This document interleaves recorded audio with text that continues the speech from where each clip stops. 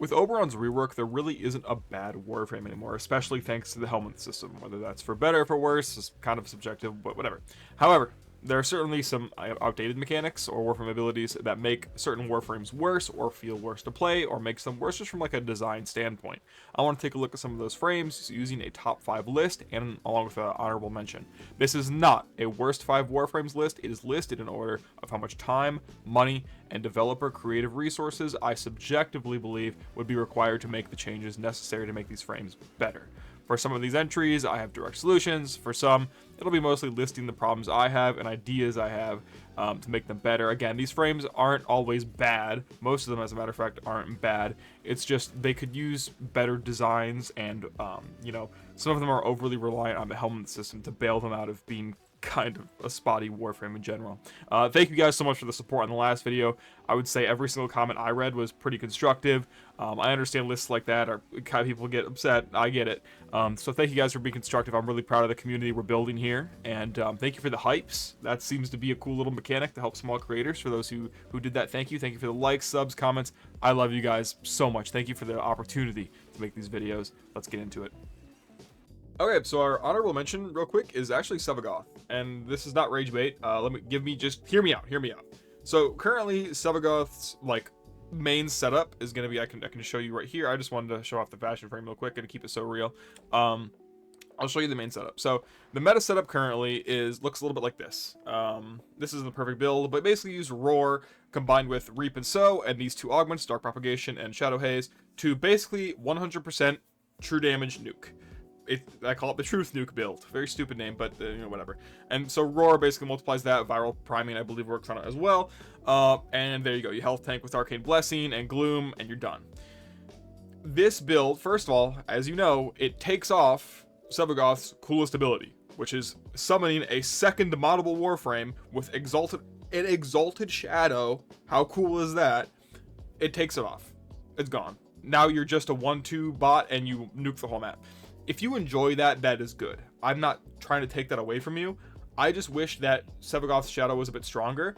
Also, I believe these augments do fall in Band-Aid augment territory, especially for the Shadow. So this one makes it so you can spread your Reap, I believe. Oh no, spread Sow. And then this one also makes it so the Shadow's Death Harvest, which is Shadow's third ability, inflicts Sow too, so it becomes a Sow as well. So it does like it's like 1.5 abilities with that regard. So you basically need it to play Shadow properly. And then Shadow Haze gives the crit chance, which is actually quite good, and spreads the shadows more effectively, which again feels very close to Band-Aid augment territory. I don't know Sevagoth well enough to say for sure that they're Band-Aid augments. They definitely feel required, but it's not my big part of ball knowledge. So yeah, I really wish that there was a way to play Sevagoth where his main Roar setup isn't so disproportionately strong compared to using the Shadow. So buffing the Shadow would be really cool, giving it more to do. Playing the Shadow feels worse. Like shitty Valkyr is like a compliment to the Shadow. The Shadow just feels awful to play. The stats are okay. Like it's not, you know, the claws are quite good. It's just like the frame feel. I'd rather just play my Sevagoth. I mean, like come on, like look how cool he looks. Are you serious? You think I'm gonna hop into this guy? He looks pretty cool too. But you know what I'm saying. So if I had to propose any changes, I would say make one of these augments base kit, probably Dark Propagation. Making that base kit would be good, and then buffing the Shadow to do more. I don't know what else, right? The fact that you're limited to like 3 abilities and 2 of them are kind of shite, because the 4th ability is just Reunite, which brings Sevagoth's main body back. Another change I would make is making Sevagoth the main body and Sevagoth's Shadow separate Helminth entities, meaning that I could put say something over one ability on Sevagoth's main body and something over another ability in Sevagoth's Shadow, and Sevagoth's like Exalted Shadow. I know that might be weird. I know Sevagoth technically does not need buffs or really changes. I just think it's a shame that like you can play Sevagoth's Shadow if you want. You're just gonna have an objectively worse time no matter what. And if you know, I think theme is really important, and it's a shame when a Warframe's theme is dampened for, oh, more damage, hee smiley. Like, I don't enjoy that. Everyone complains about Roar as it is, and Sevagoth is probably the worst case, because not only is it the same helmet everyone uses with just, oh, it's just infinite damage, And is it kind of cool that you mod strictly for like energy econ because you do enough damage always? Like, that is kind of cool. I've used some tricks for energy econ on Sevagoth that I've never used before, same with survivability. So like, there's a unique modding opportunity there, but you should also have more unique opportunities to use Sevagoth's Shadow, Exalted Shadow, for a reason. So yeah, that honorable mention. I know I yapped a long time, but it's just what I believe. In the number 5 slot, we find ourselves with Gyre. Now, Gyre is actually quite good, and there's a reason she's in this number 5 slot. Again, this list is ordered in the order of dev resources to make the frame feel better. And fortunately, in this case, it is way easy. So let's take a look at the Gyre build here. I've got 2. They're basically, yeah, they are the same, just different helmet options. I think that Gyre's real only problem is her augments. And it's a serious problem. I haven't played Gyre in a minute, but here we have reverse rotor swell, which would probably make up for adaptation here. I could do some swapping around here for sure. But basically Gyre has 4 augments, 1 for each ability. And 3 of them are incredibly good. 2 of them are nearly required. I would say Conductive Sphere is like so good it's almost required, but if it's not part of your playstyle, you can kind of opt out of it. Cathode Current and Reverse Rotor Swell feel like nearly mandatory. Gyre has no built-in survivability, and Gyre Prime is coming up, by the way. That's exciting, right? Anyway, so you could do this. When the prop comes out. Anyway, basically, again, we live in a Warframe where it's like roles aren't really a thing, so you could see Gyre as like, oh, a DPS frame, and then like the support frame keeps her alive. That's not what Warframe really is anymore. I don't know if it ever was that. I think it was at some point. I've been playing for a long time, but basically every frame kind of has to do something on their own. And so in this case, we kind of have the issue of, well, Gyre is going to need survivability, and so okay, you use Reverse Rotor Swell. In my view, this augment needs to be base kit, or the DR damage reduction needs to come somewhere else in her kit. Gyre is great. I think, in my view, Cathode Current and Reverse Rotor Swell need to be base kit. They are too good of augments. They help Gyre with too much of a built-in problem. Reverse Rotor Swell and Cathode Current, I believe, especially Reverse Rotor Swell, sit in Band-Aid augment territory, and they need to be added to base kit. Conductive Sphere, I think, is actually a very cool augment, and again, it's like, I don't call it Band-Aid because it's not like Arc Sphere does enough. It's a fine ability. This just makes it so much better that I wouldn't really call it Band-Aid, even though it's just so damn strong that it does feel kind of required. It's just a really, really, really, really, really good augment. So yeah, Gyre is a really short entry here. Just make these 2 augments base kit, and you're done, dude. Gyre's a sick frame. I mean, look at this. God, look at her. This is... let's get on to the next entry.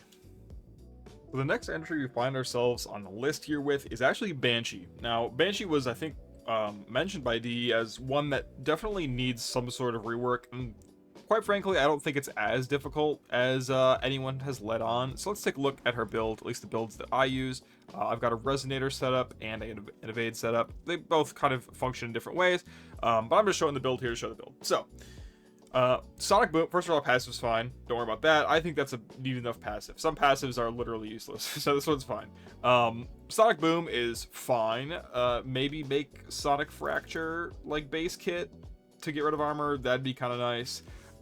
The fact that it knocks away enemies can be incredibly annoying, especially if you're just trying to strip the armor off something and then you send it flying, right? That can be kind of annoying, especially because precision is kind of part of Banshee's gameplay, and so when you're ragdolling the enemy halfway across the room, you know, that can be a little bit obnoxious. Sonar is one of the coolest abilities in the game. The problem is that it doesn't, like, it needs to reveal weak spots on actual weak points, because the problem is, like, Evade, which is one of, and this could be biased because I really enjoy Evade Banshee a lot, the fact that I have to choose between sonar points and weak points in order to keep Evade up is just the stupidest thing in the world, because not only am I switching between headshots and sonar shots for damage, but I'm also, like, actively doing less damage than I potentially could be because I'm not getting points that end up on the head. So yeah, Sonar is obnoxious for that reason. Resonance is a really cool augment, no complaints there.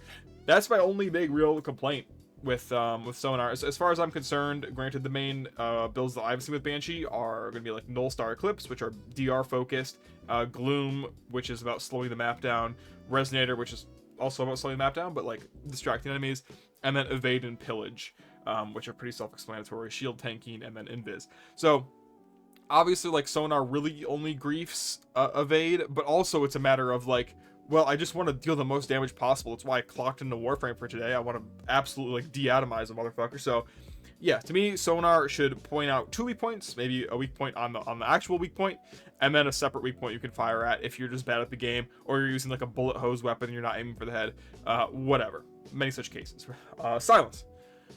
Silence is really good. I don't think I would change silence. It's a little bit obnoxious the way it works, because you have to have enemies enter and re-enter the silence aura in order to keep them actually useless. But in my view, silence is a perfectly fine ability. Now, Soundquake. I have no words. Back in the day, you could use this as like a leveling method. I don't know. That's got to be more than 4 years old. Man. Yeah, I have no solutions for Soundquake. In my view, Soundquake should be replaced with some form of survivability. Do I know what that would be? No. I think it could be something that complements silence really well in the way that like Resonator does. I just don't know. I don't think Soundquake really fits Banshee's kit.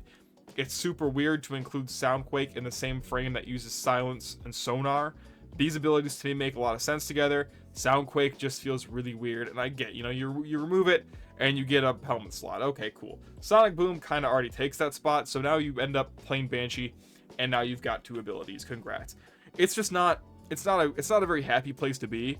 And having no survivability is one of the most miserable. Like, if you're lacking damage, you can get that out of the helmet system pretty easily. If you're lacking survivability, it feels a whole lot worse to go to the helmet system for that. I mean, there's a couple Warframes that act that way.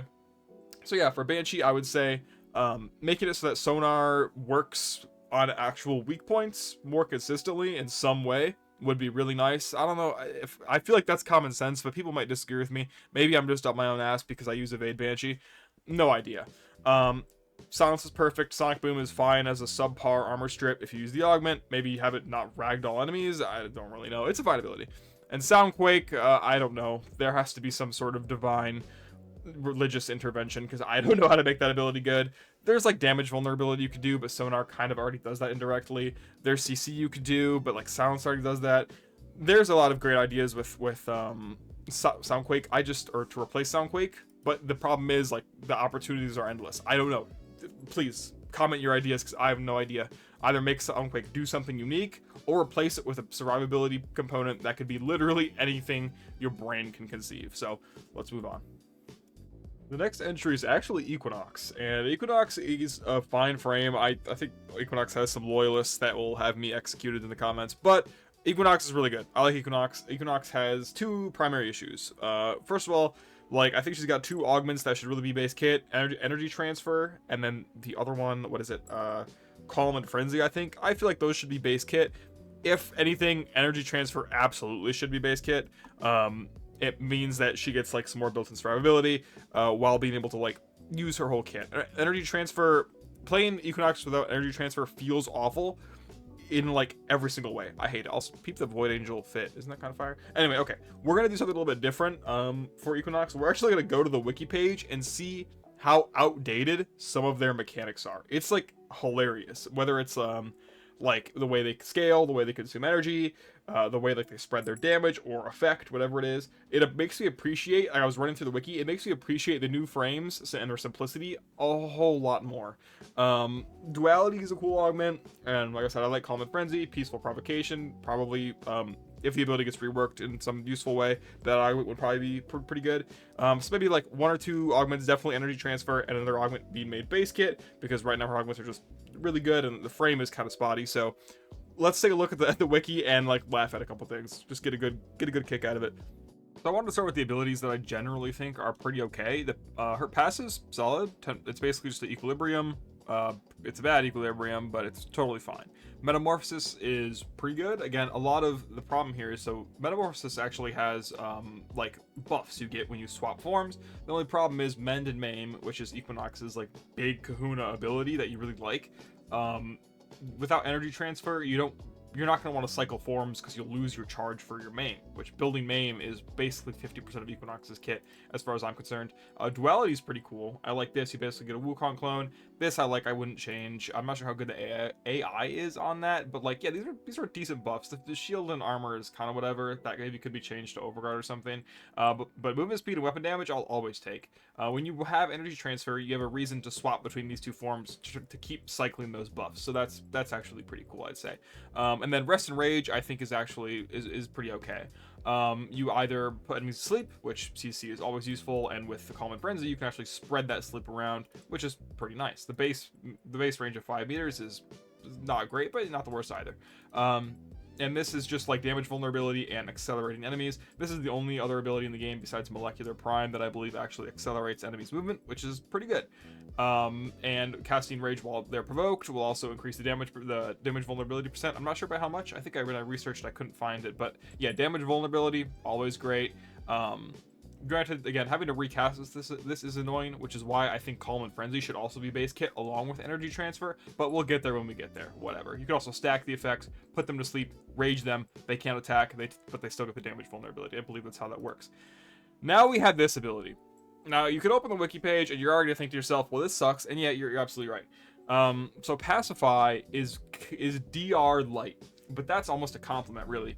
So the DR falls off. It has these built-in radii diameter, whatever the fuck, and basically you get less and less damage reduction the further you are from the targets. Most targets have guns in this game. Most targets do a lot of damage, so you get 100% of the listed damage reduction. So this is 50% base scaling with strength.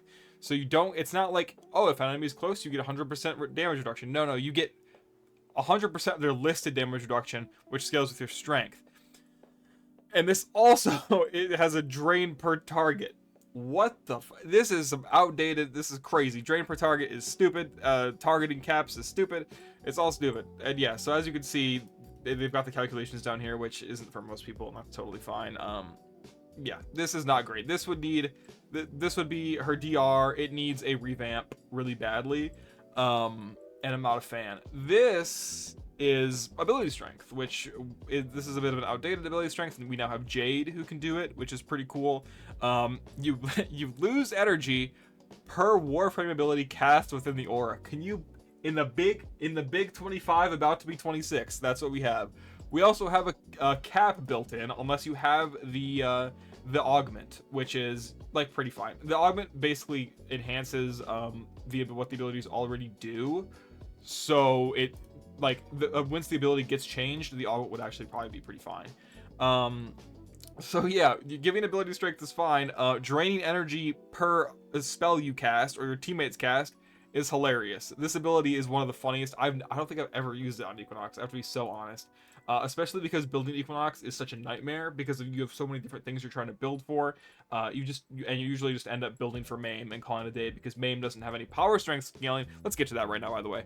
Maim doesn't have any power strength scaling, which is so goofy. So the aura itself scales with power strength, but the Maim accumulation rate, like percentage, how much you get from dealing damage, doesn't scale. So you have zero reason to build strength for Equinox's main ability, but then the other abilities need strength to function. So what are you doing?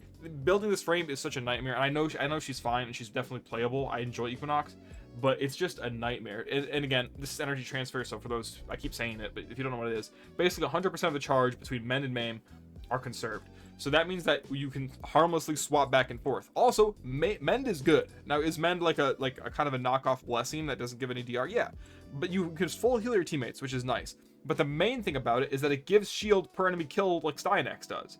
That scales with power strength for all your teammates. So it's similar to Styanax's, I believe Rally Point does that. So that's actually really good if you don't know. That's like some shield getting stuff going on. That's just overall good solid defense. Yeah, and shields gained from enemies killed can accumulate over. Oh yeah, obviously. I thought for some reason I thought this had overguard. My bad. I thought maybe I was just having an unk moment. I'm getting old. Anyway, yeah. So really, energy transfer needs to be base kit, and this ability is basically fine. And then some sort of reasonable power strength scaling needs to be incorporated. I don't care how it's done. Maybe have the mend and maim accumulation rate stay at 50% base and have a scale with power strength. But the fact that mend and maim doesn't want any power strength at all, doesn't need it at all, and the rest of the kit seems to want it, whether it's, and there's an ability in Equinox's kit that gives her power strength. So what? And her main ability is main. It's just stupid. So yeah, Equinox, I would say I have the least solutions for, because there's so much wrong here. But every fix is very small, and that's why she's ranked where she is because I don't think it's that much work. It's just a lot of, like, imagine you have like a door and there's just a bunch of screws loose. It's not like a whole bunch of work. It's gonna suck a little bit, but I think she just needs like to be brought up to date. I don't think the frame is bad conceptually. Pacify and Provoke needs the most work, and even that's not super intense. So yeah, Equinox needs some love, and once she gets some, I'm gonna play a lot of her. I think she's really fun, and I still think she's good now. I like it when I have a reason to use all of my abilities, and I like it when I don't lose augment slots or mod slots to augments. That's basically it. At the number 2 slot, we find ourselves with Ember. Ember's kind of needed rework, and her weaknesses can be described as, first of all, Inferno. And I think they actually recently covered this in a dev short or dev stream about giving her World on Fire back, which would be absolutely insane, very much deserved. Inferno is just not a strong enough ultimate for what it's supposed to do, which is raw damage, kill things. I know you can make it work kinda sorta, but like not to an extent that is really important. Fire Blast and its augment are pretty good, but there's a big problem with the immolation gauge, and that also has to do with Inferno. I think if Ember was given a better ultimate, because okay, here's the key. So basically, when you're working with immolation gauge, which gives you your DR, which gives you your survivability and bonus damage, it allows you to armor strip with Fire Blast properly. Otherwise, it can't strip properly. So you use Fireball and Immolation to amp your immolation gauge, right?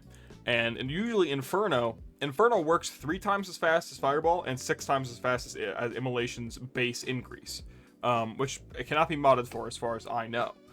So when you take Inferno off, and again, most Ember builds will look like one of these two. So I have a build here. This is the DR build. So you'll usually use like Eclipse or Omamorty or Null Star or whatever. Or you'll have a build that uses like Roar or Nourish. Those are going to be like the 2 general builds for Ember.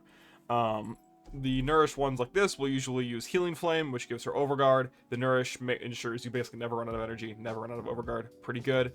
And this one, you max the immolation gauge, you don't cast Fire Blast much, and now you have a ton of DR on top of a ton of DR. Notice that neither of these builds really interact with the movement of the immolation gauge, which is kind of boring.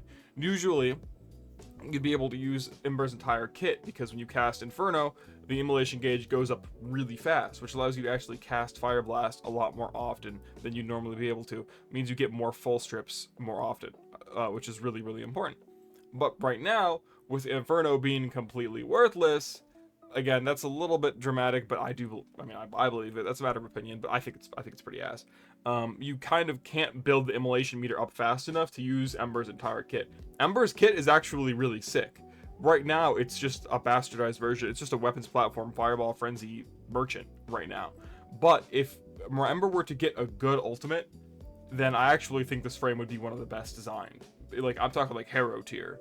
Like, Ember's immolation meter mechanic is one of my favorites. It's very interesting. The problem is Inferno sucks, which means we don't get to build up the meter enough, and so we end up bottlenecked into either the Eclipse DR stacking or the weapons platform Overguard Fire Blast Merchant. So is Ember good? Yeah, but like I don't think her full kit's being utilized properly. If we were to do a different approach, we would have to change the way the immolation meter works. Maybe make it so you can still get a max strip on Fire Blast even if you don't have full immolation. I don't think you need full immolation, but anyway, yeah, Fire Blast takes away a ton of your immolation, and it really shouldn't for just what is basically a Terrify. Is it like it really is just Terrify? The damage on Fire Blast doesn't mean much. So yeah, I mean, gosh, I don't know. I mean, obviously we'll see what they do with World on Fire, but to me, even though Ember is good and she's fun, and I get it, she's got the heirloom skin. I'm right there with you. But Inferno, or again, World on Fire, has to do a little bit more in order to bring this kit full circle and have it really do what it wants to do. If that's not the case, we have to make the immolation meter more forgiving and have it allow Fire Blast to be used more frequently, and so on and so forth. So, and while Ember is not the most complicated solution in the world, what would make a good ult? I don't know. Right, damage vulnerability, increasing all sources of heat damage from you and your team, that could be cool. I have no clue. There's a million of great options, but right now Inferno is just not good enough. It doesn't cut it, especially at Steel Path levels. And again, I understand Inferno does work pre-Steel Path. It absolutely does. It functions really well, but that's not enough when, you know, if it was like Thermal Sunder, where Thermal Sunder goes from like util to nuking back and forth, it can do both. Inferno can't be used to nuke past a certain point, and then at that point it has no other use. So, you know, giving Inferno some sort of utility so that even though it's not doing a bunch of damage late game, it still provides damage vulnerability or whatever. I don't know. There's a bunch of options. But yeah, either give Ember a good ultimate, World on Fire, buff Inferno, whatever, or increase the forgiveness of the immolation meter. Alright, well, this one's gonna be a shit show. Okay, so Limbo is number one, and I think most people would agree with me. However, I do know that Limbo fans are some of the most passionate humans. I know you're a better human than me. I know you're smarter. I know you're faster. I know you're stronger. I understand. I know you're better, than the game I have 4,000 hours in. I understand. You play Limbo, I get it. But I think this frame still needs some love in a lot of ways, more ways than one. Besides being iced out to the gills, I love this crack. Whoever made the crack skin line can have my firstborn child. Okay, moving on. So the big things that would define a Limbo rework for me would be, first of all, visual clarity. I think that it is really like part of what makes, and this would have to be like the first change implemented to Limbo to determine like what else would have to happen. Because ultimately the biggest frustration for me is that I can't always tell like what's in the rift and what's not. So visual clarity for Limbo, and especially for Limbo's teammates. We have the Overguard epidemic, so I think future-proofing Limbo's kit, if Overguard is the future of it in this game in terms of like a difficulty. A lot of frames need some love in that regard, like Valbun, one of my favorites. But Limbo needs help with Overguard, whether you add more things to deal with it. You know, I run the Miter on Limbo with an anti nullifier build. I run an Arc Fortifier Magnetic Vasto Prime that blows their, you know, takes out Xmas in one shot. But generally his kit stops functioning the more Overguard there is, and that's really lame. I don't like that Cataclysm shrinks. That's kind of a weird niche little piece of criticism. I don't like that it shrinks. I think it's super annoying. It makes us have to recast it. Also, the big part is, again, if Limbo stays largely the same, I guess I won't be too upset. And Limbo mains, the ones who actually play him, deserve whatever they want, quite frankly, if they've stuck with this frame for this long. But I think a lot of his kit should be more streamlined and more modernized and just work better. I had to spend multiple hours watching Limbo guides, play testing both in and out of Simulacrum, and it was kind of miserable. And once I finally got it, I'm like, oh, this is cool, I guess, but I'd rather just play something else. I don't like that, you know. And this is someone who likes micro, who likes mechanics, who likes doing difficult things. I didn't enjoy Limbo because not only are you dealing with his kit being difficult, but you're also dealing with the current meta of Overguard. Overguard enemies are just cringe, Xmas, getting through. So you're dealing with a kit that can feel frustrating to execute on top of its innate weaknesses. Those multiply together, it makes it incredibly frustrating. So visual clarity, I think anyone can agree with. Overguard, I think future-proofing that kit is something I think anyone can agree with. I think some niche. This script is very long, so you guys just have to bear with me on this one.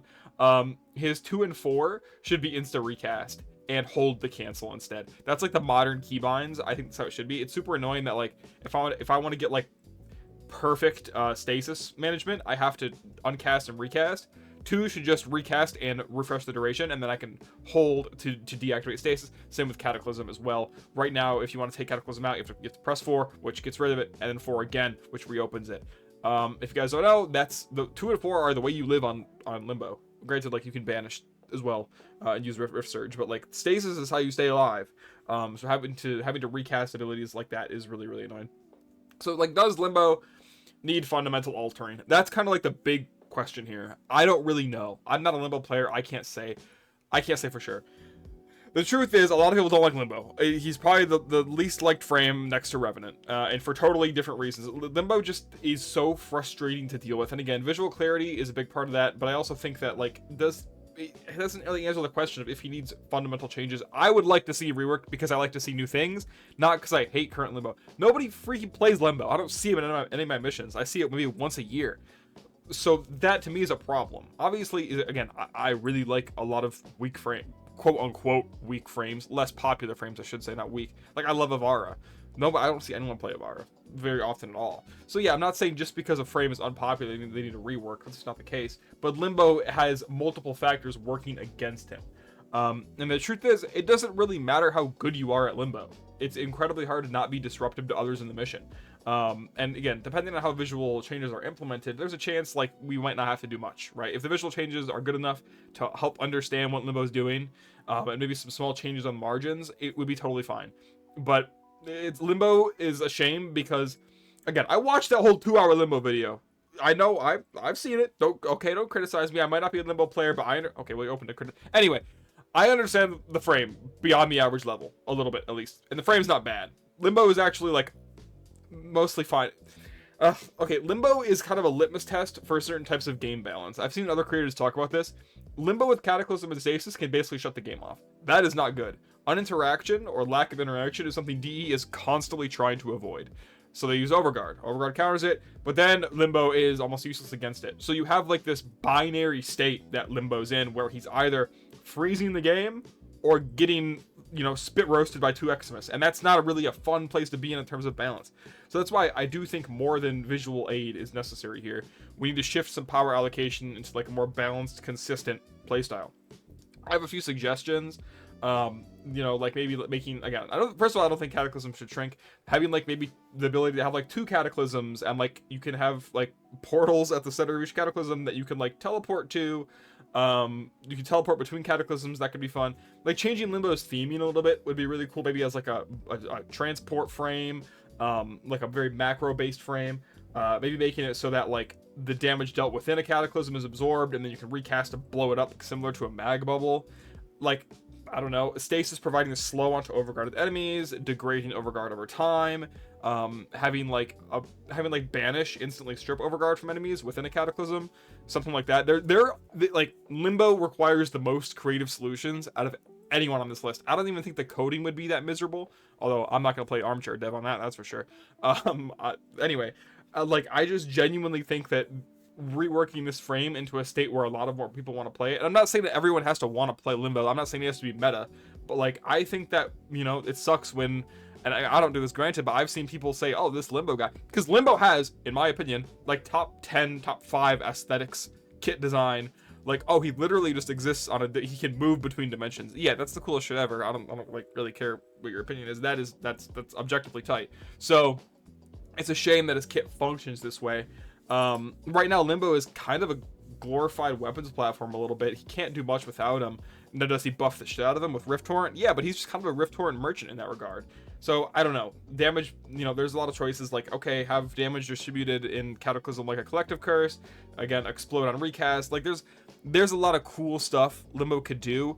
The problem is it's just a balancing nightmare. I listed some potential ideas, and I gave out my problems, and like the only objective solution I really have is the QOL, like quality of life shit, and then the visual clarity. The rest is up to the universe. You should leave it in the comments and see.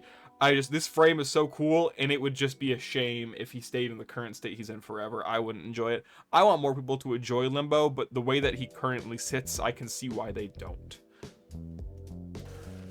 And that is going to conclude today's video. Thank you guys so much for watching. If you feel like there's any entries I missed, or you wanted me to talk about more, some really like good solutions you have, again, as every post I make on this platform, everything is an opening for discussion, a forum for discussion. So hopefully you enjoyed. Leave your comments down below, like, sub, hype, whatever. Thank you guys for the support, and thank you for the opportunity to make these videos for you to enjoy. Love you guys. Talk to you soon. Goodbye.